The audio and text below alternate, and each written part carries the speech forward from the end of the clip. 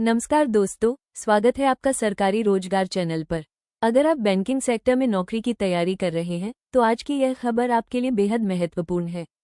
Institute of banking personal selection यानी IBPS ने CRPCSA-XBI यानी कस्टमर सर्विस एसोसिएट रिक्रूटमेंट 2026 का नोटिफिकेशन जारी किया है।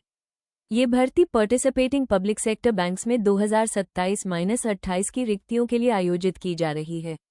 तो चलिए जानते हैं इस भर्ती की पूरी जानकारी, आवेदन की तारीख, योग्यता, आयु सीमा, फीस, परीक्षा पैटर्न और महत्वपूर्ण तारीखें। दोस्तों, इस भर्ती का नाम है CRPCSA-XBI common recruitment process for customer service associates.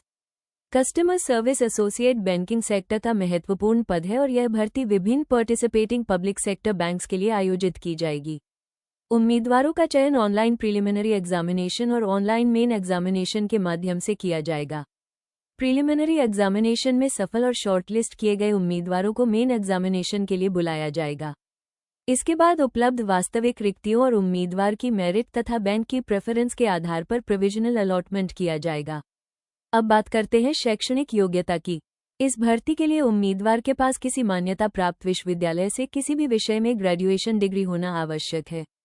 यानी अगर आपने किसी भी स्ट्रीम से ग्रेजुएशन किया है तो आप इस भर्ती के लिए आवेदन कर सकते हैं, बशर्ते नोटिफिकेशन में दी गई बाकी एलिजिबिलिटी कंडीशंस भी पूरी करते हों। उम्मीदवार के पास ग्रेजुएशन की वैलिड मार्कशीट या डिग्री सर्टिफिकेट होना चाहिए और रजिस्ट्रेशन के समय ग्रेजुएशन में प्राप्त परसेंटेज भी दर्ज करना होगा।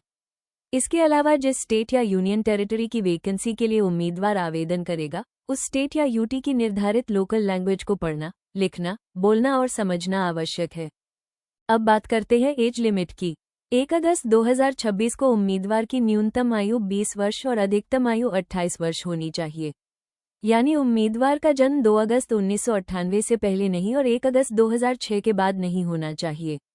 आरक्षित वर्ग के उम्मीदवारों को गवर्नमेंट रूल्स के अनुसार अपर एज लिमिट में छूट दी जाएगी।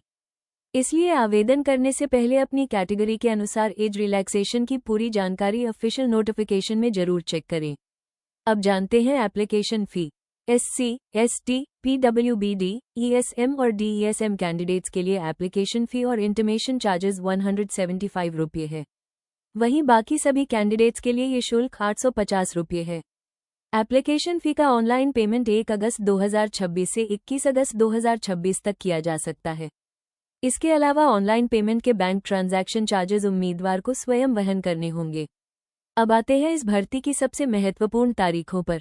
ऑनलाइन रजिस्ट्रेशन शुरू होगा 1 अगस्त 2026 से। ऑनलाइन रजिस्ट्रेशन की अंतिम तारीख है 21 अगस्त 2026। एप्लीकेशन फ़ी जमा करने की अंतिम तारीख भी 21 अगस्त 2026 है।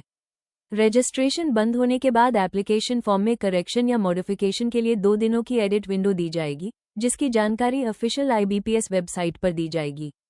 प्री एग्जामिनेशन ट्रेनिंग सितंबर 2026 में प्रस्तावित है। प्रीलिमिनरी एग्जामिनेशन अक्टूबर 2026 में आयोजित होने की संभावना है। प्रीलिमिनरी एग्जाम का रिजल्ट नवंबर 2026 में आएगा।